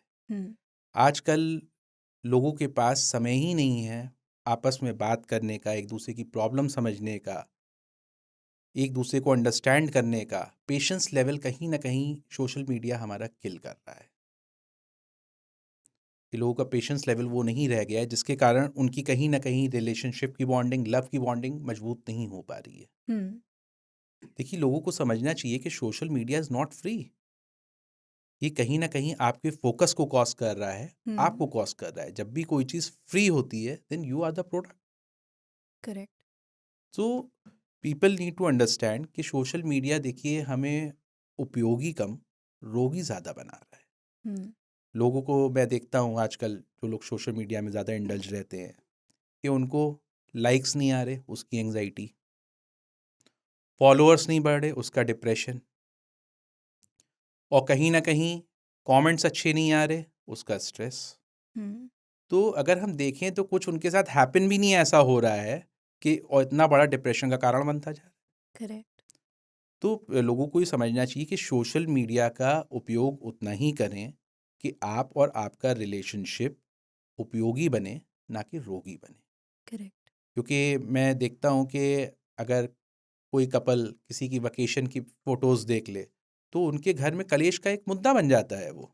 हुँ, लोगों ने कंपैरिज़न शुरू कर दिया है, लोगों की एक्सपेक्टेशंस बदल रही हैं। हुँ, तो कहीं न कहीं जब ये चीज़ें होती हैं और अंडरस्टैंडिंग मजबूत नहीं होती है, लव की वो बॉन्डिंग नहीं स्ट्रॉन्ग होती है, तो यहीं से एक्स्ट्रा मैरिटल अफेयर्स का जन्म होता है। क्योंकि वो जो कि सोशल मीडिया पे बहुत ईज़िली अवेलेबल है और एक्सेसिबल है। हुँ। कि लोग एक दूसरे की प्रॉब्लम को ना समझ के सोशल मीडिया पे अपनी एक्सपेक्टेशंस खोजने लगते हैं और उस पार्टनर के साथ इंडल्ज होके कहीं ना कहीं रिलेशनशिप में प्रॉब्लम क्रिएट करते सेक्सुअल हेल्थ का हैं। एक एस्पेक्ट जो मुझे पर्टिकुलरली काफ़ी मतलब क्यूरियस भी करता है और मुझे लगता है कि बहुत कम अवेयरनेस है इसे लेकर, वो है सेक्सुअली ट्रांसमिटेड डिजीज़ेज़। अब आप देखिए कि मतलब 10th 12th की किताबों में बस छोटा-सा एक सेक्शन बता के पढ़ा दिया जाता है। बट एग्ज़ैक्टली नहीं पता है, इसको लेके अवेयरनेस ही नहीं है लोगों के अंदर कि अगर उनके प्राइवेट पार्ट्स में किसी तरह की परेशानी हो रही है, एक बेसिक रैश भी हो रहा है, तो वो कोई बड़ी बीमारी भी हो सकती है। तो मैं आपसे जानना चाहती हूँ, आपके पास पेशेंट्स आते हैं, तो वो किस तरह की बीमारियों के साथ आते हैं? क्या एसटीडीज़ का हमारे देश में प्रेवैलेंस है, स्प्रेड हो रही है कि नहीं है? नहीं, देखिए, जहाँ तक एसटीडीज़ की हम बात करें तो एसटीडीज़ का प्रिवलेंस बहुत ज़्यादा है हमारे देश में, इसमें कोई दो राय नहीं है। और जिसका जो सबसे बड़ा कारण मैं देखता हूँ वो होता है अनसेफ सेक्स। और दूसरा जो कारण आजकल बहुत कॉमन हो गया है जिसके कारण मेरे पास बहुत सारे पेशेंट्स आते हैं एसटीडी से इफ़ेक्ट होके, जब आप पेड सेक्स के लिए किसी भी सेक्स वर्कर के पास जाते हैं, सपोज़ उन्होंने वहाँ पे सेफ्टी भी यूज़ की और फिर भी वो एसटीडी लेके आ रहे हैं। ऐसा होता क्यों है कि जब हम लोग केस की गहराई में जाते हैं कि लोग प्रोटेक्शन यूज़ करते हैं, नो डाउट। लेकिन जब वो प्रोटेक्शन को रिमूव करते हैं तो वो उस कॉन्डम को रिमूव करते हैं तो इस बात का ध्यान नहीं रखते हैं कि उनको कॉन्डम रिमूव करने से पहले किसी टिश्यू पेपर या किसी पेपर की मदद से उसको रिमूव करना चाहिए। उन्होंने उसको रिमूव किया तो कहीं ना कहीं उनके हाथ में उन्होंने वायरस इन्फेक्शन जो भी है उसको एंट्री दे दी हुँ, अपने अंदर, क्योंकि आदमी वही हाथ फिर अपना प्राइवेट ऑर्गन्स के अराउंड लगाता है, तो कहीं ना कहीं डायरेक्ट या इनडायरेक्ट एंट्री दे दी आपने। तो इसलिए लोगों को अवेयर होना चाहिए कि अगर आप कहीं कुछ ऐसा एंजॉय कर रहे हैं तो whenever you are removing the protection तो आप टिश्यू पेपर या पेपर का इस्तेमाल करें। तुरंत हैंड को वॉश कर लें एक दो बार। और इस चीज़ का विशेष ध्यान रखें कि जब आप उसको रिमूव करें तो वो हाथ आप कहीं और ना लगाएं, डायरेक्टली जाके पहले उसको वॉश करके और फ्लश ऑफ कर दें। ओके, दूसरी चीज़ जो आजकल मैं देखता हूँ कि आजकल सेक्स टूरिज़्म का एक कल्चर चल रहा है। ओके। अक्सर लोग सेक्स टूरिज़्म पे जाते हैं, थाईलैंड वगैरह हो गया और भी कई सारे देश हैं कि लोग जाते हैं एन्जॉयमेंट के लिए, वहाँ से वो बीमारियाँ लेके आ रहे हैं। हुँ, तो ऐसे मरीज़ों में मैं यही सजेस्ट करूँगा कि अगर आप सेक्स टूरिज़्म पे जा रहे हो, तो आपको अपने नियरेस्ट डॉक्टर से मिलना चाहिए। इसमें आपका कुछ जो है प्री एक्सपोज़र प्रोफाइलैक्सिस चलती हैं, एक ट्रीटमेंट का एक कोर्स होता है कि सपोज़ जैसे आप सेक्स टूरिज़्म पे जा रहे हो, सपोज़ आप मंथ की 15 तारीख को जा रहे हो, तो 1 तारीख को आप डॉक्टर से मिलिए। अपना before 15 days before you are going, आप अपना ट्रीटमेंट प्री एक्सपोज़र प्रोफाइलैक्सिस से प्रेप के नाम से भी बोला जाता है, तो आप उसको शुरू कर लीजिए। तो ओके, कहीं न कहीं वो एचआईवी से आपको सेव कर देता है। अच्छा, तो लेकिन उसका ट्रीटमेंट का एक प्लान होता है जो कि पेशेंट को फॉलो करना है कि इफ़ यू आर गोइंग, तो जो भी आपका वेकेशन का पीरियड, सपोज़ 15th को आप जा रहे हो तो फर्स्ट को आप डॉक्टर से मिलिए, बिफोर 15 डेज आपने शुरू कर लिया, ड्यूरिंग योर वकेशन आपको मेडिसिन खानी है, और when the vacation is ending उसके नेक्स्ट 15 डेज। तो वो एक बैरियर क्रिएट कर देगी। या एक बैरियर ओके। क्रिएट कर देता है, और चांसेस हैं कि आपको HIV नहीं होगा। अच्छा। या ओके। मैक्सिमम चांसेस हैं। ये कॉशन मतलब इस तरह के कॉशंस मैरिड कपल नहीं ले सकते? अब देखिए, ये तो अपने अपने नेचर और उस पर डिपेंड करता है हम्म। कि जो लोग जा रहे या जैसे हैं। शादी से पहले हाँ हाँ जी। इस तरह के चेकअप्स या कॉशंस? नहीं, देखिए, शादी के पहले इस टाइप के कॉशंस बिल्कुल ले सकते हैं, क्योंकि हम्म। देखिए कहा जाता है prevention is better than cure. Hmm. तो अगर आप ये प्रिवेंटिव मेजर ले लेते हैं तो और भी आपके लिए अच्छा रहेगा। हम्म। साथ ही साथ एक चीज़ और भी है कि अगर मान लीजिए सपोज़ आपका एक्सपोज़र हो गया है अनसेफ सेक्स का, अक्सर केसेस आते हैं हमारे पास कि साहब ड्यूरिंग इंटरकोर्स या ड्यूरिंग रिलेशन उनका कॉन्डम टियर हो जाता है। हम्म। तो अगर कुछ ऐसा एक्सपोज़र आपका हो गया है, या जैसे कि मैंने अभी आपको कॉन्डम का एग्जांपल दिया कि उन्होंने उसी इन्फेक्टेड हार्ट से अपना प्राइवेट पार्ट भी छू लिया, तो अगर सपोज़ आपको कुछ ऐसा एक्सपोज़र हो गया है, to be on the safer side, आप डॉक्टर से विद इन 72 आवर्स मिल लीजिए। आपका पोस्ट एक्सपोज़र प्रोफाइलैक्सिस शुरू हो जाएगा, अच्छा। है ना, जिसे हम PEP बोलते हैं। ओके। तो हमारे पास एक प्री भी है और पोस्ट भी पोस्ट है। भी है। ठीक है। हालांकि प्री आपका ज़्यादा सेफ है। हम्म। तो आप PEP यानी पोस्ट एक्सपोजर प्रोफाइलैक्सिस आप ले लीजिए, जो कि विद इन 72 आवर्स अगर है आपके एक्सपोजर के, तो उसमें भी मैक्सिमम चांसेस हैं कि आप सेफ हो हो जाएंगे सकते हैं। HIV से। अगले सवाल की तरफ बढ़ते हैं, जो हमारा अब थोड़ा मेडिकेशन की तरफ आ जाते हैं। बहुत से लोग ओवर द काउंटर बहुत तरह की दवाएं जो है अपनी इंटीमेसी के लिए लेते हैं, फिर चाहे वो परफॉर्मेंस से जुड़ी हो, प्री सेक्स हो या आफ्टर सेक्स हो, बहुत तरह की दवाएं कंज्यूम करते हैं। इसके क्या नुकसान हैं? किस तरह की प्रॉब्लम्स लोग इसके कारण फेस कर रहे हैं? देखिए, ये जो मेडिसिन्स ओवर द काउंटर्स बिक रही हैं, ये कहीं ना कहीं आयुर्वेद के बेसिक प्रिंसिपल्स को वॉयलेट करती हैं। कि देखिए, चरक संहिता में लिखा है कि आदमी की प्रकृति और विकृति जाने बगैर अगर आप कोई भी दवा देते हैं या लेते हैं, तो आप एक गुनाह कर रहे हैं। हम्म। ऐसा आयुर्वेद की चरक संहिता में लिखा हुआ है। और जिसका एक बहुत एक लॉजिक भी है इसके पीछे। देखिए, कोई भी दवा आपको OTC से खरीद के नहीं खानी चाहिए।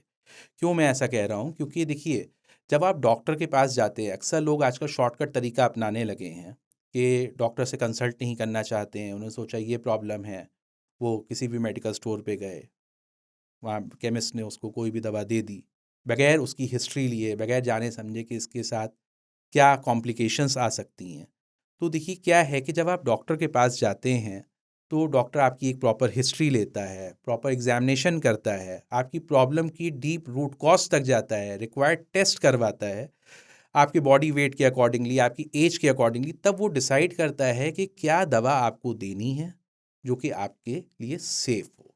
सपोज़ अक्सर क्या होता है कि लोग बहुत सारी बीमारियों की दवाइयाँ भी खा रहे होते हैं। कोई डिप्रेशन की खा रहा है, कोई ब्लड प्रेशर की खा रहा है, कोई शुगर की खा रहा है, कोई हार्ट प्रॉब्लम की खा रहा है। तो बहुत सारी दवाइयाँ मार्केट में ऐसी हैं जिनके ड्रग इंट्रैक्शंस होते हैं, जिससे आपको बहुत मेजर साइड इफ़ेक्ट्स हो सकते हैं। हम्म। तो इसलिए आवश्यक है कि बगैर डॉक्टरी कंसल्टेशन के कोई भी दवा लेना आपके लिए उचित नहीं है, क्योंकि कोई भी कॉमन दवा सभी मर्जों पे या सभी मरीजों पे कारगर नहीं हो सकती है। अगर ऐसा होने लगे तो डॉक्टरों की ज़रूरत ही क्या है? नेक्स्ट चलते हैं हार्ट अटैक को लेके। अभी मैं कुछ वक्त पहले ही शायद कोई आर्टिकल देख रही थी, मेडिकल आर्टिकल, जिसमें जी। मुझे ये देखने के लिए मिला कि हार्ट अटैक्स का भी आपकी सेक्सुअल लाइफ से कनेक्शन होता है। सेक्सुअल लाइफ से कनेक्शन क्या कि देखिए, एक स्टडी हुई थी, ये जो कि अमेरिकन हार्ट एसोसिएशन की ये स्टडी है, को जो इस बात को इंडिकेट करता है कि अगर किसी भी व्यक्ति को अगर इरेक्टाइल डिस्फंक्शन आज की डेट में हुआ है, तो अगले आने वाले 3 से 5 सालों में उसको हार्ट डिजीज़ होने के पूरे पूरे चांसेस हैं। अच्छा। और इवन आपका जो है, क्योंकि देखिए, erectile dysfunction is a indicator कि कहीं ना कहीं आपकी कोरोनरी हार्ट डिजीज़ की शुरुआत हो चुकी है। ओके। ऐसा क्यों होता है ये मैं आपको बताता हूँ उसका मेडिकल रीज़न। कि देखिए जो पीनस में जो आर्टरीज़ होती हैं उनका जो डायमीटर होता है वो 1 से 2 मिलीमीटर होता है। अच्छा, और आपका जो कोरोनरी आर्टरीज़ होती हैं या हार्ट की जो आर्टरीज़ होती हैं उनका डायमीटर 3 टू 4 मिलीमीटर होता है। ओके। तो जब ये ब्लॉकेजेस, इरेक्टाइल डिस्फंक्शन भी कहीं ना कहीं ब्लॉकेजेस के कारण आता है कि ब्लड सर्कुलेशन प्रॉपर नहीं हो पा रहा है, तो आर्टरीज में वो प्लेग जमा होने लगता है जिसके कारण प्रॉपर ब्लड सर्कुलेशन नहीं आता है। हुँ। तो ये एज्यूम किया गया है कि अगर 1 से 2 मिलीमीटर की आर्टरीज में अगर आज की डेट में ब्लॉकेजेस आ रहे हैं तो आने वाले 3 से 5 साल में आपको हार्ट डिजीज़ या कह लें हार्ट अटैक होने के पूरे पूरे चांसेस हैं। ओके। तो इसलिए अगर आपको इरेक्टाइल डिस्फंक्शन है तो इसको लाइटली मत लीजिए, क्योंकि कहीं ना कहीं आपकी पिनाइल हेल्थ आपकी हार्ट हेल्थ से कनेक्टेड है। Okay. So you should be aware कि अगर इरेक्टाइल डिस्फंक्शन है उसका इमीडिएटली ट्रीटमेंट कीजिए, उसकी तुरंत रोकथाम कीजिए ताकि आप आने वाले खतरे से, हार्ट डिजीजेस से आप बच सकें। ओके। अगले सवाल की तरफ बढ़ते हैं। शादी से पहले कपल्स जैसे अपनी कुंडलियाँ मिलवाते हैं, वो ऐसी क्या चीज़ें कर सकते हैं, ऐसे क्या स्टेप्स ले सकते हैं जिससे वो एक बेटर इंटीमेट लाइफ की तरफ आगे बढ़े? देखिए इसमें लोग आजकल ट्रेंड है हर एक चीज़ की कॉम्पैटिबिलिटी देखने का कपल्स के अंदर, चाहे वो बैंक फाइनेंस हो, चाहे उनका फाइनेंशियल स्टेटस हो या उनकी खुद की अपनी कॉम्पैटिबिलिटी हो, लव की बॉन्डिंग हो। तो देखिए अगर प्री मैरिटल हेल्थ चेकअप्स की अगर हम बात करें तो ये एक बहुत मेजर रोल प्ले करते हैं किसी भी कपल्स के लिए, क्योंकि देखिए कहते हैं prevention is better than cure, है ना? कि एक तरीके का अगर कहीं कोई कॉम्प्लिकेशन है, अगर आपने एक लिस्ट ऑफ टेस्ट अपने करा लिए और कहीं अगर उनमें कोई कॉम्प्लिकेशंस है तो आपने पहले ही उसके लिए प्रिकॉशन ले लिया। देखिए इसमें मैं एक बहुत इंटरेस्टिंग चीज़ आपको बताऊंगा कि देखिए हम भविष्य में भविष्य को नहीं बदल सकते हैं, लेकिन हम वर्तमान में भविष्य को ज़रूर बदल सकते हैं। तो आज हम प्रिकॉशंस लेके अपने आने वाली कॉम्प्लिकेशंस को ख़त्म कर सकते हैं ताकि हमारी मैरिड लाइफ में आगे वो कॉम्प्लिकेशंस ना आए। अब बात आती है कि क्या टेस्ट हमें इसमें कराने चाहिए। तो सबसे पहले देखिए कोई भी कपल अगर मैरिड हो रहा है तो उनको ब्लड ग्रुप का टेस्ट करा लेना चाहिए, जिससे एक उनको एक आइडिया रहता है कभी कोई इमरजेंसी में ब्लड डोनेशन वगैरह की ज़रूरत पड़ती है, then you can have a good idea. साथ में आपको RH इनकॉम्पैटिबिलिटी करा लेना है, जो कि आपके प्रेगनेंसी में बहुत मेजर रोल प्ले करता है। कि सपोज़ अगर कोई पार्टनर पॉजिटिव है, कोई नेगेटिव है ब्लड ग्रुप में, तो आपको अपने गायनिक को इन्फॉर्म कर देना चाहिए, तो उससे आपको प्रेगनेंसी में कॉम्प्लिकेशन नहीं आती है। हालांकि ये सेकंड प्रेगनेंसी में ज़्यादा मेजर रोल प्ले करता है। इसी के साथ आपको ट्रिपल एच टेस्ट करा लेना चाहिए। ट्रिपल एच का मतलब है HIV और आपका hepatitis B and hepatitis C. HIV ज़रूरी है क्योंकि आजकल लोग बहुत फ्री लाइफ जीते हैं, तो अगर कहीं कुछ ऐसा है तो उन्होंने पहले ही एंटी रेट्रोवायरल थेरेपी ले ली और उस चीज़ को ठीक कर लिया। साथ में हेपेटाइटिस बी और हेपेटाइटिस सी इसलिए ज़रूरी है क्योंकि ये दोनों ही सेक्सुअली रूट से ट्रांसफ़र होते हैं। वो बात अलग है, हेपेटाइटिस सी में ब्लड कांटेक्ट होना ज़रूरी होता है और ये आपका लिवर कैंसर प्लस आपका लिवर डिजीज़ के लिए भी बहुत प्रिवलेंट है। सो अगर कहीं कुछ प्रॉब्लम है तो आप पहले ही उसको प्रिवेंट कर सकते हैं। इसके बाद आपको STD स्क्रीनिंग करा लेनी चाहिए किसी भी अच्छे सेक्सोलॉजिस्ट या गायनेकोलॉजिस्ट के पास जाके, कि अगर आपके प्राइवेट ऑर्गन से कोई एबनॉर्मल सी स्मेल आ रही है, कोई दाना है, कोई रैश है, कहीं से कोई एबनॉर्मल ब्लीडिंग आ रही है, कोई डिस्चार्ज है, तो आपको एक बार जाके स्क्रीन करा लेना चाहिए कि कहीं कोई प्रॉब्लम नहीं है, ताकि आप अपने पार्टनर को वो प्रॉब्लम ना ट्रांसमिट कर दें। इसी के साथ आपको VDRL और RPR टेस्ट करा लेना चाहिए। इससे आपका सिफिलिस है, गोनोरिया है, STDज रूट आउट हो जाते हैं। और इसके बाद फिर आप फर्टिलिटी हार्मोन्स टेस्ट करा लीजिए, जिसमें आपका बेसिकली टेस्टोस्टेरोन है, FSH हार्मोन है, LH हार्मोन है, प्रोलैक्टिन है, AMH हार्मोन है और ईस्ट्राडायोल 2 है। ताकि अगर कहीं कोई गड़बड़ी है, अक्सर लोग फर्टिलिटी के लिए परेशान रहते हैं आजकल, अगर कहीं कोई कॉम्प्लिकेशन है तो आप शुरुआत में ही प्रिकॉशन लेते हुए उन चीज़ों को मेंटेन कर लिया ताकि आपकी प्रेगनेंसी में कहीं से कोई प्रॉब्लम ना आए। नाइस। इसी के साथ पुरुषों को सीमेन एनालिसिस अवश्य करा लेना चाहिए, क्योंकि ओके। आजकल जो ये एडिक्शन की दुनिया चल रही है, अल्कोहल है और आपका सिगरेट स्मोकिंग है, अदर टाइप ऑफ एडिक्शंस हैं, तो इसमें स्पर्म काउंट्स लोगों के बहुत मेजरली इफ़ेक्ट हो रहे हैं, काउंट इफ़ेक्ट हो रहे हैं, स्पर्म की मॉर्फोलॉजी इफ़ेक्ट हो रही है और इसी के साथ उनके मॉर्फोलॉजी के साथ आपका मोटिलिटी भी इफ़ेक्ट हो रही है। तो अगर कहीं कोई प्रॉब्लम है तो you should get it cure. तो मैं समझता हूँ कि अगर कोई भी कपल्स इन सारे टेस्ट को करवा लेता है, और इसी के साथ एक टेस्ट, 2 टेस्ट और हैं वो मैं ऐड ऑन करना चाहूँगा, कि एक तो देखिए आपको हीमोग्लोबिन इलेक्ट्रोफोरेसिस और करा लेना चाहिए, क्योंकि अक्सर कपल्स में देखा जाता है कि वो क्लोज़ रिलेशन में शादी कर रहे हैं या फैमिली के किसी क्लोज़ रिलेशन में है, तो अक्सर क्या होता है कि कपल्स एक डिज़ीज़ कैरी कर सकते हैं, जिसे हम बोलते हैं थैलेसीमिया माइनर, है ना? जो कि अगर मान लीजिए आप भी कैरी कर रहे हैं और आपका पार्टनर भी कैरी कर रहा है, तो it can result into thalassaemia major, जो आपके बच्चे में आ जाएगा। तो वो थोड़ा-सा एक दिक्कत वाला डिज़ीज़ है, तो उसके लिए अगर प्रिकॉशन आप पहले ले लेंगे, एक आइडिया हो जाएगा आपको, तो वो बहुत अच्छा रहेगा। साथ में आपको जेनेटिक स्क्रीनिंग और करा लेनी चाहिए, क्योंकि अक्सर क्या होता है कि ख़ास तौर से क्लोज़ रिलेशंस की मैरिजेज़ में, कि सपोज़ आप डायबिटीज़ का कोई आप जीन कैरी कर रहे हो, आपका पार्टनर भी मेजरली उसको कैरी कर रहा है, या कोई अन्य हेरिडिटियल डिसऑर्डर है जो कि आप भी उसके जीन्स कैरी कर रहे हो और आपका पार्टनर भी कैरी कर रहा है, तो आने वाली कॉम्प्लिकेशन से आप अपने आप को पहले ही सेफ कर सकते हैं। पॉडकास्ट को रैप करते हैं डॉक्टर हमारे आखिरी सवाल के साथ, जो आई थिंक सबसे इम्पोर्टेंट भी है। अ, कुछ tips for a healthy sex life, कुछ ऐसी चीज़ें जो लोग अपनी रेगुलर ज़िंदगी में कर सकते हैं, जो बहुत ज़्यादा ऐसा ना हो कि कुछ अलग से कर रहे हैं, जी, जी। डुएबल चीज़ें बहुत, हुँ। जिससे हमारी ऑल ओवर भी हेल्थ भी उससे तो जुड़ी ही है, वो बेहतर हो सके। देखिए इसमें एक चीज़, मैं बहुत खूबसूरत सी लाइन आपको बोलना चाहूँगा कि if you don't make time for your wellness, you will be forced to make time for your illness. कहने का मतलब ये है कि आजकल की बिजी लाइफस्टाइल में लोग अपने लिए समय नहीं निकाल रहे हैं, अपने लाइफस्टाइल पे ध्यान नहीं दे रहे हैं। क्या एक्सरसाइजेज उनको अडॉप्ट करनी चाहिए, क्या डाइट उनको अडॉप्ट करनी चाहिए। हमारे भारत देश में योग का बहुत अच्छा कल्चर है, ये उसके उनके लिए बहुत हेल्पफुल है। तो कहने का मेरा मतलब है कि अगर आप अपने स्वस्थ रहने के लिए समय नहीं निकाल रहे हैं, तो अपने बीमार होने के लिए समय अभी से निकाल लीजिए। तो देखिए जहाँ तक बात सेक्सुअल हेल्थ की है, तो इसमें देखिए 3 चीज़ें सबसे मेन होती हैं, कि आपकी डाइट, एक्सरसाइज और योग। अगर ये 3 चीज़ें आप बैलेंस रखते हैं, करेक्ट वे में अगर आप लेके चलते हैं, तो आपको सेक्सुअल प्रॉब्लम कभी भी नहीं आएगी। नहीं होगी। अगर मैं डाइट की बात करूं, तो मैं एक बहुत ही एक नेचुरल हेल्थ ड्रिंक आपको बता रहा हूं, कि अगर आप चाहें तो उसको ले सकते हैं, जिससे आपको सेक्सुअल हेल्थ इश्यूज़ नहीं आएंगे।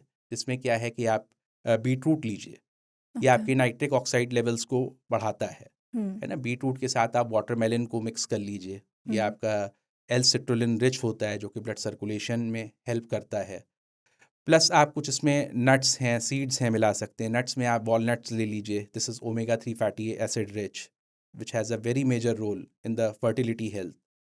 और साथ में आप पम्पकिन सीड्स ले सकते हैं, ये आपका एल सिट्रुलिन और एल आर्जिनिन रिच है। साथ में आमंड्स लीजिए, है ना? इसमें विटामिन ई और आपका एंटीऑक्सीडेंट काफ़ी अच्छी मात्रा में होते हैं। साथ में आप इसमें पोमग्रेनेट को और मिक्स कर लें। अनार। जी, अनार, क्योंकि वो आपके ब्लड सर्कुलेशन को अच्छा करता है, एक बहुत अच्छा एंटीऑक्सीडेंट है, जो कि आपको हेल्दी रखता है। प्लस आपकी सेक्सुअल हेल्थ, अगर आप इस जूस का उपयोग प्रतिदिन करते हैं, तो आपकी सेक्सुअल हेल्थ अच्छी रहेगी। बेसिकली बीटरूट, वाटरमेलन और पोमीग्रेनेट। पोमग्रेनेट और आपका नट्स एंड सीड्स, जो मैंने नट्स एंड आपको बताया, सीड्स। वॉलनट, आमंड्स और हम्म। आपका पम्पकिन सीड्स, अगर आप इसको मिक्स करके लेते हैं। इसी के साथ अगर आप इसमें ग्रीन लीफी वेजिटेबल्स और मिला लें, तो that is also a good source of antioxidants, and ये आपको हेल्प करेगा। ओके। और इसके साथ आपको एल सिट्रुलिन रिच डाइट्स लेनी है ओके। और एल आर्जिनिन रिच डाइट्स लेनी है। एल सिट्रुलिन में आपका वाटरमेलन आ जाता है, कुकम्बर आ जाता है।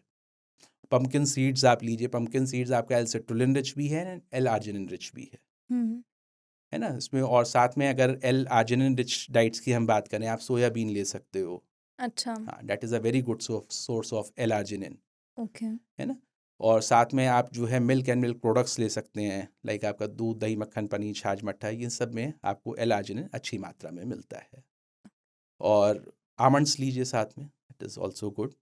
इसी के साथ अगर आप अपने टेस्टोस्टेरोन को नेचुरली मेंटेन करना चाहते हैं, तो मैं अक्सर एक चीज़ अपने पेशेंटों में भी सजेस्ट करता हूँ, जिसके बहुत ही वंडरफुल रिजल्ट्स हैं, बगैर कोई बाहर से टेस्टोस्टेरोन दिए हुए, कि आप उड़द की दाल लीजिए, हफ्ते अच्छा। में 2 बार आप काली उड़द की दाल लीजिए, उसमें आप लहसुन और हींग का तड़का लगाइए, वो भी गाय के घी में। देखिए गाय का घी बाजी कारक माना गया है आयुर्वेद में, है ना? जिसका सेक्सुअल हेल्थ में बहुत मेजर रोल है। लेकिन अगर अवेलेबल ही नहीं है तो? अब देखिए अवेलेबल नहीं है तो उसको अगर आपकी चाह है तो अवेलेबल कीजिए, वरना दूसरा सोर्स है कि आप फेनुग्रीक सीड्स, हुँ, है ना? फेनुग्रीक सीड्स मतलब मेथी के दाने। हुँ। मेथी को आपको पीसना नहीं है, पाउडर नहीं बनाना है, मेथी के दाने आप रात में सोने से पहले अगर आप ले लेते हैं तो ये भी आपके टेस्टोस्टेरोन लेवल को, प्लस मेथी के दाने में फीमेल सेक्स हार्मोन्स भी अच्छी मात्रा में पाए जाते हैं। अगर आप इसको सेवन करते हैं तो उसमें भी आपको काफ़ी हेल्प मिलेगी। ओके। इसी के साथ कुछ लोगों की कंप्लेन रहती है कि sex after after intercourse weakness रहती है उनके अंदर, तो वो गाय का दूध लें, उसमें ज़रूरत अनुसार मिश्री मिला लें और 1 चम्मच गाय का घी मिलाएं। अच्छा। हाँ, तो वीकनेस आफ्टर सेक्स में ये काफ़ी कारगर है और लोगों को काफ़ी इससे मदद मिलती है। अब हम बात करेंगे, ये तो बात देखिए डाइट की हो गई। अगर इतनी चीज़ें डाइट में कोई भी व्यक्ति अगर मेंटेन करता है तो वो सेक्सुअली फिट रहेगा। हुँ, और अब हम बात करेंगे एक्सरसाइज की। देखिए एक्सरसाइज की जहाँ तक बात है तो एक्सरसाइजेज में आपको कीगल एक्सरसाइजेस करनी चाहिए जो कि आपके पेल्विक फ्लोर को स्ट्रांग रखती हैं और इसका बहुत मेजर रोल है आपकी सेक्सुअल हेल्थ में।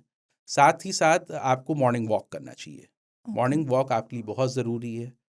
और अगर आप मॉर्निंग वॉक अपने व्यस्त लाइफस्टाइल के कारण नहीं कर पा रहे हैं तो एटलीस्ट ये नियम बना लीजिए कि मैं 45 मिनट की वॉकिंग आप ज़रूर करें, कम से ब्रिस्क कम। वॉकिंग हुँ, मिनिमम। क्योंकि देखिए मेडिकल साइंस में है कि जिसके पैर चलेंगे उसके प्राइवेट ऑर्गन्स भी चलेंगे। हुँ, तो क्योंकि उससे ब्लड सर्कुलेशन मेंटेन रहता है, ब्लड ऑक्सीजनेटेड रहता है, तो दिस विल हेल्प। साथ में अब हम बात करते हैं योग की। योग में जो मेनली है कि आदमी को अलोम विलोम प्राणायाम इसको महत्व देना चाहिए। ये आपकी मेंटल हेल्थ के लिए और फिजिकल हेल्थ के लिए बहुत अच्छा है। इसी के साथ आपको वज्रौली मुद्रा और साथ में आपका अश्वनी मुद्रा, इन दोनों को करना चाहिए। ये आपके पेल्विक फ्लोर मसल्स को स्ट्रांग रखते हैं। साथ ही आपको सूर्य नमस्कार करना चाहिए। ये आपके हार्मोन्स को रेगुलेट करता है, हार्मोन्स को बैलेंस रखता है।